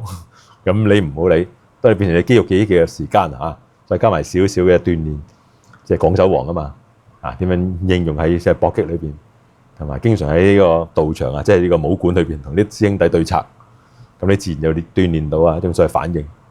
咁有呢種反應之後咧，再鍛鍊個速度，呢個就係截拳道即係忘記招式用自然嘅攻擊同埋反擊。咁呢個咧就係變成先擁有咗大家經常日又練夜又練嗰啲所謂嘅小念頭標指尋橋咁所以呢個咧就叫有相去到無相啦，係嘛？首先我哋先觀呢個本尊嘅相，最後無相，因為我就已經係行出嚟嘅時間，我哋成個境界已經係等同呢個本尊咁所以清淨係無清淨，所以呢個非淨係因，我哋有相嘅修法係因咁清淨就有果由無常之因而知常果也，係嘛？咁呢個咧，當我哋修嘅時間仲喺無常，就喺心滅裏邊嘅，就俾係進入狀態嘅。最後我哋進入狀態咧，就變成咗常啦咁二種專營成就二種事，有相成就有相悉地，無相故無相悉地所以兩種成就咁有相同埋無相啦，即係等於喺世間上面有餘同埋無餘我咧略注到讀我嘅注釋咁我注釋盡量做到精簡啦因為我之前公開講座咧就講呢個即身成為二章咧，就用呢個上師所揀選嘅一段叫顯德抄，顯德抄咧都係真言宗傳書裏邊嘅。咁略言咧就都係長少少，咁所以我就整理呢個略數咧就好精簡，好精簡，好精簡咁真言宗嘅即身成佛之教可以通過智因形嚟顯現證到三物相應。智因形咧都係由有形去到無形從有相去到無相，所以真言行者現證自身呢個叫有形去到即本尊發生呢個叫無形本尊發生咧就係絕對真理所以叫無形無相自證嘅部分咧叫有形有相，係咪？自證即係我哋將佢顯現喺我哋有所謂生滅嘅人生裏邊有故事嘅。要顯現呢種嘅故事同一個處境結果唔同，因為我哋有一種背後嘅真理叫無形無相，即係絕對圓滿嘅一種所謂境界。咁智就叫真言叫真實語言與聲分別有聲同埋菩提心兩種初學者以音聲持誦本尊真言聚心於語默心就中心所以我哋修行嘅中心就係語默觀本尊種子智或者智輪體悟本尊真言背後嘅本誓願，容聲音於一念智境啊，所以將聲音容喺一念裏邊啊，一念就叫做智啊，呢個就可以喺境界，一念就係智，智就係境界，所以叫一念智境啊，契入大日如來嘅密語啊，咁啊令到同我哋呢個所謂嘅密語啊，同呢個真言咧契入即係共鳴相應。契入嘅意思即係話咧，你都知道呢個叫默契主義啦嚇。當你一契合嘅時間咧，就可以產生我一個好簡單嘅指令，你可以千軍萬馬噶啦。呢個契字啊，喺修行宗教入邊咧，唔好睇少呢個契啊。就算我哋講莊子嘅音德充符啊，呢個符契啊。咁呢個符契點樣嚟嘅咧？大家知道古代行軍演將就冇今天有 WiFi 啊，跟住咧有5G 啊，跟住有埋呢個所謂嘅我哋叫做可以即刻打個電話啊！嗰陣時我哋咁騎隻馬每個驛站去噶嘛，幾多萬里加急嗰啲咧嚇。咁時你點樣能夠令到一個指令叫再千軍萬馬一支穿雲箭係嘛？千軍萬馬來相見，呢個就係周星馳嘅啫。古代咧就係用兵符，咁兵符呢樣嘢咧就犀利啊！個皇帝咧就叫咩啊？呢個古代嗰啲錢幣啊，好似恒生銀行個標注個錢幣咧，屈斷佢咧，呢個咧因為 material science 每一個錢幣由於佢裏邊嘅結構唔同咧，咁所以咧你屈出嚟咧一定係唔會有相同嘅。兩個錢屈斷咗咧，個斷法斷裂嘅方式就唔會有相同嘅。咁所以咧你又攞一半，我攞一半。咁所以未來咧，我要落 order 啦你叫咩千軍萬馬進攻嘅時間咧，我哋要派人即係幾多里加急將呢個符令就帶去，大家黐埋吻合啦，就知道呢個真係皇帝叫我出兵係嘛？所以呢個契合就係咁解嘅。因為契合咗嘅時話咧，你就記住有個皇帝攞住一個好細嘅 token 呢個咁樣嘅我哋叫咩嗰個叫做信物信物，要符合嘅話咧就喐，唔符合嘅話咧就一定唔喐，呢個假嘅咁所以呢個咧就係所謂嘅符所以呢個契符呢個契係符合嘅契符。咁喺莊子嘅境界咧就叫做德充符啊嘛。只要你德充於內自然呢個所謂嘅即係叫應於外咁呢個是應於外。咁所以你淨係裏邊充滿咗呢個自性具足嘅話咧，天地萬物就同我相符合噶啦，即係暗合咁所以呢個唔好睇少契入默契三密呢啲字呢啲等同於我哋已經有個鎖匙一打開嘅話咧，裏邊有幾大嘅寶庫為我所用千軍萬馬來相見所以呢個叫一支穿雲箭千軍萬馬來相見。咁契入大如來嘅密語。印咧就叫手印，又叫印契密印、契印、大手印、如來當體一打個印嘅話咧，全在整體就係由呢種生命力嘅一個舞台我要示範呢個生命力。咁印咧有所謂有形無形嘅都係初學咧就結具體嘅手印啦譬如金剛杵大金剛輪呢啲印，或者觀有形色啦，觀所謂青紅以凝聚三昧耶力最重要嘅結手印係要凝聚三昧耶力願力咁甚至咧久修則內化為無形嘅自然變成我哋嘅佛行行就係開始變成我哋嘅 habitual pattern 變成我哋一種所謂嘅唔需要經過思考都自然嘅一種行為變自然嘅生命活動呢個就叫認識真我係嘛？重新由執翻嚟嘅我變做真我，真理先係我。係嘛？咁所以呢個咧就變成無形嘅三昧耶身。呢個身咧就自然與本尊身相應成就大如來嘅身物所以一切都係由呢個本尊嘅身作為。記住呢個身係頭先我哋講心身行嗰個心。呢個身就係講同一個源頭由中心所顯現出嚟嘅身體嗰個叫身。今次個中心咧離唔開本尊嘅，所以叫本尊身。所以成就咗宇宙萬物嘅真相。形就係本尊嘅形象啦。非清淨同清淨兩種。初觀有相嘅曼陀羅，或者叫本尊像。有啲所謂嘅手腳所以父母所生嘅身，即是莊嚴身我哋一觀嘅時間同佢合而為一，於是我哋呢個身體就變成我哋觀想啊，就係好似大家知道我哋嘅法本成日都有嚇，觀想我哋嘅身體變成大如來，即係帶住嗰個光明嘅所謂觀佛，然之後咧我哋有所謂珠光寶氣大如來，咁即將從前種種差別之見啊、聞啊、臭味，即係呢個由個人肉體去睇到世界嘅呢種方程式觸摸見聞臭味觸呢種嘅感性世界咧，再無矛盾地予以統攝為如來之等流身，都係由我哋光明嘅中心流出嘅。後呢個冇分號嘅統攝成為呢個等流身之後咧，當真言行者成就身體嘅生命活動啊、思想啊、語言嘅表達咧，都係隨意所生嘅身體嗱。記住呢個由意志所生起嘅身體意生身啊。所以從此呢個就係我哋係一種意志力嚟嘅。我哋唔係100年人生肉體啊，唔係以個肉體為中心啊，以呢種意志為中心啊，所以叫意生身。咁意志所生嘅身體呢個好重要嘅，呢個咧就係所謂嘅意志與表象世界啦，就係叔本華意志與表象世界。咁其實就係意志所生嘅身體咁所以咧實現本尊同埋思想嘅生活，稱之為證入三摩地，超越咗形相住於無相嘅清淨成就大一如來嘅秘密身。我哋有講無相清淨顯教經典都咁樣講，但係我哋呢度咧充滿咗所謂修行嘅一種所謂手法同埋方法論喺背後嘅，所以大家特別留意三位一如呢啲大家就睇翻得㗎啦，冇特別大嘅。再讀落去到呢度為止咧，發覺咧其實咧佢係講得好通透嘅道理，成佛同埋呢個方便呢度同時間係兼容咗理論同埋實踐嘅部分係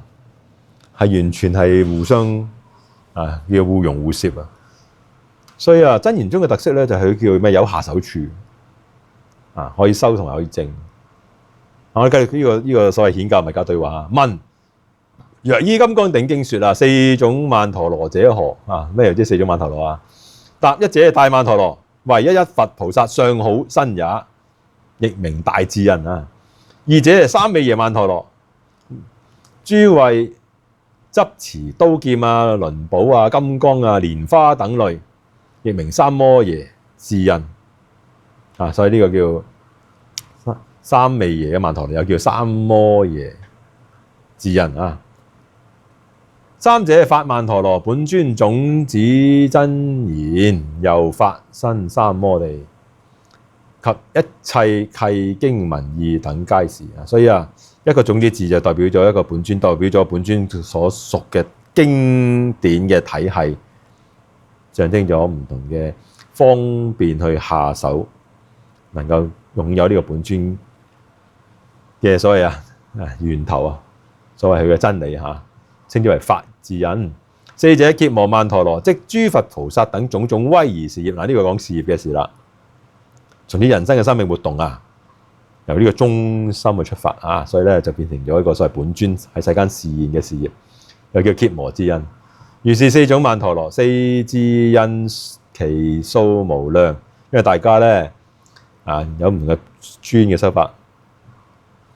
金剛界咧，我哋叫諸尊共鳴呢個咧諸尊共鳴不論我哋修咩嘅本尊都好共鳴呢個共鳴咧，同一個源頭所以係同一個生命體裏邊。譬如我哋嘅心、我哋嘅肝、我哋嘅脾、肺、腎係嘛，係同一個生命體裏邊加埋俾個共鳴所以都平等，不能夠我哋攞你話咁多個 organ 邊個重要啲，邊個唔咁重要其實好多 organ 唔可以切走嘅，你將你皮膚攞咗晒嘅話咧，咁你就死得好慘噶啦，咁所以連皮膚都唔係攞走咁有啲攞走咗咧，都仲可以生存落下去嘅。不過咧，你發覺咧，你係叫殘咗啦，摧殘咗冇咗一種嘅能力。譬如將眼睛攞走，於是你冇咗眼睛嘅能力，係嘛？咁都起碼都生存到，不過咧就唔夠冇咁莊嚴啦，即係同一個所謂完全一切我咩眼耳鼻舌身意今天就缺少咗少少嘢，不過咧起碼你生存到冇咁多冇唔係一個完整嘅存在嚇。不過起碼生存到，但係大部分嘅你攞走咗之後就唔再生存㗎啦。譬如你攞走蓮花部，即係我哋講下呢個世界上冇人去將呢個道理講清楚俾人聽，冇人覺得有呢個使命感。咁啊，所以經就完㗎啦，經法就完㗎啦。即係換句説話講，武林嚟咗香港先算啦。我經常咁講。咁佢哋唔開武館，唔夠弟子，咁呢個武林就變成一個人都冇林啊！最後即係最後死剩嗰個叫一個人都冇林啊！咁啊，呢個咩寶強啊？王寶強啊，國內嗰個咧少林俗家弟子啊，你咪拍一個人都冇林啊，同甄子丹真係值得睇下。大家喺 YouTube 上面睇下，或者喺網絡上面睇下。當佢真係好孤獨嘅咧，當呢個武林唔再係武林，佢唯有就係挑戰嗰啲當其時喺香港啊好多所謂嘅隱藏絕世高手咧，要揾食啊，要揾食嘅咧做呢個簡單講做咕喱做焊燒焊嘅燒焊，做廚師嘅做廚師啊。咁於是咧呢個咧就係再冇武林咁啊。呢個其實啊話說回來啦，冇人說法嘅話，呢個世界就再冇咩為之開悟。咁啊，所以蓮花部唔可以 cancel 啊。咁啊，蓮花部唔 cancel 得，咁於是啊，佛部或者係呢個明王部可唔可以 cancel 啊？咁啊，當時我哋講下世界上面咧係一種所謂權能法則啊嘛嚇。咁你保家園嘅話，你都有能力啊。咁啊，當我哋遇到所謂教難、宗教嘅迫害嘅時間，你有冇種能力去即係叫做乜嘢？起碼下保護自己咧？咁呢個咧都有能力㗎，所以上武功唔會有大廈冇 secure 㗎，係嘛？否則嘅話叫唔有警察嘅地方，唔有軍隊地方咧，呢個地方就叫重新回歸叢林法則。你好難想像一個地方完全冇法律、冇警察、冇軍隊，咁啊呢個世界可以冇任何秩序㗎啦。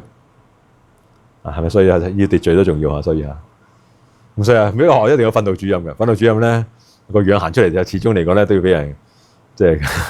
有震懾力係嘛？震懾力啊！你唔能夠揾個小丸子咁樣做訓導主任嘅，自己仲頑皮過啲學生係嘛？點做訓導主任咧？所以唔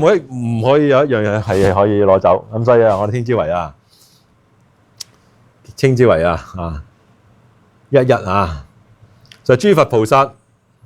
等種種威儀事業亦名羯磨智印，如是四種曼陀羅四智印，其數無量，一一量同虛空。所以每一個中心咧，當你肯定呢個你嘅中心，你嘅人生開發出嚟，你嘅人生同埋你人生所遇到一切事物即係你嘅世界咧，都係由呢個源頭生出嚟㗎啦。所以世界無量咁解㗎。《金剛經》都有呢個概念㗎，係嘛？世界非世界，是名世界。因為我嘅世界由我嘅立場去睇呢個世界，咩為之是與非、對與錯。我會為咩人係不惜一切去奉獻？咩人與我係無緣不渡，所以咧我就渡唔到佢哋啦。好簡單嘅，譬如你講有啲即係叫做乜嘢啊？智力低嘅，或者我哋所謂失智啊，或者係所謂嘅無間種姓嘅展提，一啲宗教性心靈都冇嘅，咁個緣就唔喺我哋度㗎嚇。即係我哋所講嘅，對方唔會明白點解？因為呢個咧，其實都係我哋叫無間種姓啊嘛。有啲人嘅宗教性比較強嘅，同埋使命感比較強。有啲人咧係根本上叫乜嘢？從來比現實更現實從來唔相信任何所謂嘅宗教性喎。即係話咧有一種嘅超然於眼前嘅得失利害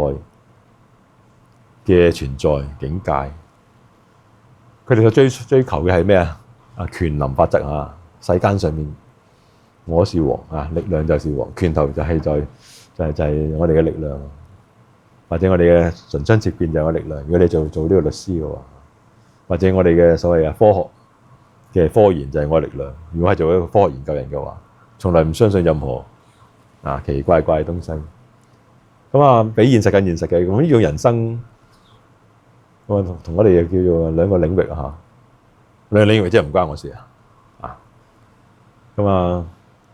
黑社會又同唔關我事因為我真係唔了解佢哋呢個所謂嘅江湖中人其實香港人唔會唔了解啊，個個都好似了解一啲嘢咁樣，因為香港好多電影由黑社會俾錢，所以我哋拍好多黑社會電影嘅咧。阿 Mark 哥啊，所以阿 Mark 哥啊，呢個張國榮同埋阿梁同埋阿周潤發啊，同埋呢個姜大衛，唔係姜大衛啊，姜大衛冇錯嚇。咁啊，呢個咧就係好義氣啊！咁你知嘛？佢哋講義氣嘅背後咧就係黃賭毒黑社會嘛。喂，呢個大亨啊，我仲先唔講香港，我講上海大亨啊，杜月笙先算啦嚇。咁咧就點樣去捐錢啊、救國啊呢啲唔緊要，不過佢背後啲錢點嚟㗎？因為黃賭毒啊，真係唔係講笑啊！開呢個煙館啊，即係換句説話講咧，個東亞病夫都去有份參與啊！佢基本上係當其時呢個青幫啊，即係權力啊勁過國民黨，勁過國民政府啊，財富多過國民政府咁滯啊，真係曾幾何時啊！咁啊，所以呢個咧，不過佢叫大亨，即係路路暢通咁解啦。實際上乜嘢啊？你估做下佢壞事惡事少啊？所以我哋唔會吹噓啊，去宣揚呢種人啊。所以呢個領域同我哋無干啊，即係同我哋無關啊！呢個就係權衡法則。講翻轉頭啦，不過始終因果落得快嘅。新地都賣盤啊！鄭裕同阿霍英東佢哋啲黃生啊 ，anyway。一量同虛空啊，彼不離此，此不離彼，世界一體啊，生命共同體啊，諸尊共鳴啊，所以大家互相互融互攝。你話一個國家軍隊重要啲定醫生重要啲？生命共同體，缺一不可係嘛？定係教師重要啲？生命共同體，缺一不可啊！咁啊，猶如空光無礙不逆啊，所以大家互相事事無礙。故雲四種曼陀各不離。不離就係叫即咁解，即係共同體啊，生命共同體啊。諸尊共鳴呢個字係我最近寫文章有感受所表達嘅方式啊。諸尊共鳴啊，共同生命啊，幾不可。曼陀羅者何義啊？曼陀羅者輪緣義，亦法身義啊。所以輪緣自性具足啊，法身啊。既然係自性具足嘅話，一定能夠顯現成為我哋生命。當你腹有詩書氣自華係嘛？呢個好簡單啦。當我哋德充滿嘅時間德內充於內係嘛？咁契乎於外係嘛？德充乎陰符經啊，德充於內陰符於外即係暗合，陰符即係暗合你兩個契印呢個叫暗合暗合。即係暗意思，即係哎呀，真係好秘密，咁都俾你合到暗合就叫陰符咁所以呢個咧唔係一般人做得到甚至冇人做得到，所以叫陰符迷正與正，乃能知之。你跟我嘅方法，你就做到。你都攞個古錢嚟搣開，於是咧又係陰符啦。於是你有你嘅符，你有你嘅符契，我有我嘅符契，我個又孭唔到你，你又孭唔到我咁呢個咧都幾好嘅，最後可能咧，因為量子運算出現咧，最後可能真係要出現一個陰符。每個電腦咧都係仲唔用電腦啦，都係最後要去翻物質世界攞住大家開銀行戶口咧，就搣個 cons 俾你，然後你去證明你係你，印一印去咁咧當然呢個 cons 咧又要另一邊有個人攞住印你因為一去到 digital 系統咧又俾人破解。數得複雜啦，真係以後係個冇網絡冇電腦嘅年代當呢個地球文明毀壞一次之後咧，又重新陰符噶啦，好危險如果大家有聽我講星期五晚個 talk 其實呢個將會出現嘅，即係今天嘅加密系統將會絕對崩壞呢個咧，如果快嘅話咧，就係2040年嘅時間嗰個差唔多十數年後會出現。如果慢嘅話咧，但係呢個總會出現嘅，因為隨住量子運算咧，其實今天嘅加密嘅方式啊，係會崩壞嘅。云何論源義？論源咩意思啊？眾德論源周備啊，周備最緊要就係已經具備咗噶啦，所以我哋已經係周遍具備嘅啊，所有嘅德行啊已經係圓滿嘅。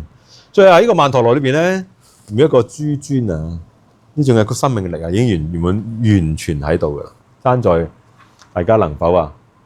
相應邊一個尊喺世間上發揮咩功用？心肝脾肺腎每個功能咧，就叫做眾德，因為啊心有心嘅功能同埋佢嘅福德啊，腦有腦嘅功能同福德啊。今天咧已經係圓滿啦，所以我哋身體裏邊已經完備咗嘅嚇，所以叫備周遍啊，圓滿啊，所以叫周備啊論源。所以啊呢個咧就稱之為曼陀羅啊。所以呢個曼陀羅原來叫眾德論源周備，就叫曼陀羅。所以啊，當我哋講世界觀啊嚇，真言中啊，甚至係毗盧遮那成佛呢種世界觀嘅級數啊，好高嘅咧，就係一切啊能夠解決世間一切嘅嘅問題啊，都已經有一種所謂生命潛藏住嘅一種所謂力量啊，為我所用。所重要嘅就係我點能夠喚醒呢種力量，尋找到呢個經法啊。如何論源周備啊？點解有周備啊？因為大日如來、四佛啊、四菩薩啊、醍醐果德啊，所以最緊要醍醐灌頂。終於你想清楚啊！四佛四菩薩裏邊有所謂嘅16嘅金剛菩薩啊，咁啊十世界陳數金剛啊，所以啊十世界就係所謂嘅十界啦，當係地獄畜生、餓鬼、修羅一路數上去啊，有無量無數嘅金剛啊，物為差別智人，所以有無窮無盡嘅功能啊。所以身體啊有無窮無盡嘅細胞，有各自唔同功能啊。大悲萬行三乘啊，六度無量應身。咁所以啊呢個咧有唔同嘅團隊啊，所以叫大悲萬行啊。咁啊甚至六度無量啊，咁啊相應。咁啊具如是等無量無邊眾生，由於有唔同嘅處境、唔同嘅遊戲場啊，所以自然有日去嘅配備啦啊，去解決呢個場地嘅問題。譬如我哋所講六度無量應身，有人喺地獄裏邊，有人畜生裏邊，有餓鬼裏邊，有阿修羅裏邊，係嘛？咁我點樣降服阿修羅？我要比佢強大，我比你更加兇狠，所以我能夠降服你嘅嗰種即係叫乜嘢啊？以力嚟制力啦嚇。咁所以咧等你唔會再用你嘅所謂嘅暴力啊、欺凌啊，因為點解有更加強大力量去降服啊？咁所以呢一個咧就稱之為各自有各自唔同，無數咁多嘅所謂應化身咧，有無數咁多嘅道啦啊！咁所以論源周備就係咁解嘅，具解如四種曼陀羅，三密加持速實顯。最重要用三密加持啊！咁三密者咩啊？身密、意密、語啊，大家識噶啦啊！咁何故是三業密雲也？三業定係三密啊？法佛三密甚深微妙啊！所以大家都認識咗法身佛，即係毗盧遮那咧，就認識咩叫三密啦。身口意已經相應咗絕對光明啦。呢個咧為正與正那能知，所以叫甚深微妙啦。等覺我哋就去到呢個證到呢個三密咧，就一定係進入平等覺噶啦，係一切都平等不論我哋地獄裏邊咧，就肯定我哋要持咒同埋示範到一切苦厄喺畜生即係覺得無能為力嘅時間，我哋喺持咒裏邊自覺係一個所謂嘅生命嘅羯磨法行所以示範到一切苦厄。如是者叫等覺，實地不能見聞所以大家咧知道如果你唔擁有平等我哋等覺妙覺嘛人生開始就妙噶啦。咁所以你冇等覺嘅話咧，就算你只係有十地法雲地係嘛，善慧地、不動地，仍然係喺事物唔平等嘅有啲情況你仍然會 surrender， 即係覺得唔係大如來。咁話咧，咁呢個咧就唔算係修緊真言宗所以真言宗最基本要去到平等覺㗎。平等覺就係咩嘢？華嚴境界嘅至極認識至極，所以一切處境我哋都平等無自性咁呢個咧又話說回來啦，咁即係咩意思咧？我同大家講過啦早年有個台灣嘅好好玩嘅叫李元松啦李元松咧就好話到自己幾勁啦，開創咗一個所謂現代禪啦。現代禪咧就勁過晒所有古代禪法嘅，所以而家咧唯一至正道咧得一個可能性就係現代禪啊，佢係一代大師咁樣啦。咁啊呢個咧就稱之為就算哪怕佢已經去到發雲地啦，開始著書立説啦，有好多弟子跟佢都好啦。到最後忽然之間去癌症，係咪之後我哋只能夠堅持我哋呢種境界我哋深信呢個我哋已經係如來佛性裏邊，咁啊都平等。喂，如來佛性嘅意思即係咩啊？冇嘢唔係佛性係嘛？所以呢個咧九界即佛界啊嘛，好簡單嘅。喺任何境界裏邊，我都唔會動搖我哋呢個所謂正道呢種覺醒啊。佢動搖起嚟啦，嗱，我唔係講動搖係錯啊。人人都喺極苦裏邊可以動搖自己嘅信心，但係你既然出嚟做大宗師嘅話咧，你已經係發雲地啦嘛，一切應該平等正嘅，應該都係我哋用我哋嘅心法去渡過呢個難關。釋迦無常你話 sorry 嘅，我要而家我以前講啲全部假嘅，所以咧係唔得㗎。我而家要念佛往生極樂世界，我而家念佛往生極樂世界呢個咧即係帶住罪業咁樣，所以我而家念佛即係忽然間住思想翻晒嚟啦。死咗之後靈魂飛去嗰啲地方叫極樂世界時空存在嘅世界咁所以呢個咧就稱之為點解我哋講十地都不能見聞咁解啦。當你去到等覺嘅時間平等，一切都係平等覺。我同大家講呢個咧是非經過不知難大家一定要到經歷嘅時間先知道自己做唔做到噶。所以我平時多練常持咒，常想彈定住自己嘅心到遇事嘅時間咧，我哋又能夠衝破。人生遇事咧都俾個 sign 你嘅，即係話小事，即係我哋嘅升級打遊戲都一樣嘅，唔一開始係俾最終極嗰隻1、2、3砌低你咁所以咧，當你真係面對一個好大嘅考試嘅時候咧，其實你係 ready 嘅，爭在你能夠定住嘅心繼續去面對咁所以呢個咧就稱之為密就咁解嘅所以呢個叫密所以等覺十地都不能見聞，所以稱之為密所以修三密相應咧，等於是叫等覺平等，一切都平等加持者何雲耶？一尊等具殺塵三密所以每一個不論你修任何本尊咧，都係共同地擁有呢個等覺㗎。咁所以咧互相加入咁所以咧彼此攝持，所以最後一個團隊嚟嘅所以呢個世界咧，自然有做高科技嘅人，有醫療嘅人，亦都有所謂清道夫，係咪有所謂警察、有教師，所以咧叫做一尊所以社會嘅層次架構都係咁樣，何況我哋講佛法佛法就係解決一切人所有我哋叫大乘佛教運動創造好多佛菩薩係解決一切人今天生活上邊所需要嘅力量，點樣用一句真言去開發佢咁所以互相加入，彼此攝持，眾生三密亦復如是故名三密加持，即係大家眾生能夠擁有咗三密，都能夠擁有咗互相攝持就係將呢個所謂嘅佛曼陀羅世界嗰啲抽象性打入去現實人生咁所以呢個咧叫三密加持咁注釋啦，所以四智印三密呢大家睇翻得啦，好簡單，頭先口頭講咗。跟住咧就去到呢個所謂嘅佛三密同埋眾生三密互相攝入如何？點樣互相互融互攝咧？咁我哋今日咧就暫時到此為止，我過去打半個鐘頭座跟住12點半出發，我哋晏晝有個立春後法會，咁咧就正咧大家去養足精神打半個鐘頭座，跟住咧就早啲。我哋今日12點半咧會完嘅呢一堂。下個星期我哋都有堂嘅，下星期咧就已經接近到接近呢個年尾啦應該年29嚟㗎啦係嘛？下星期日，所以我哋都有堂。咁下星期日咧，我哋都盡量都係喺12點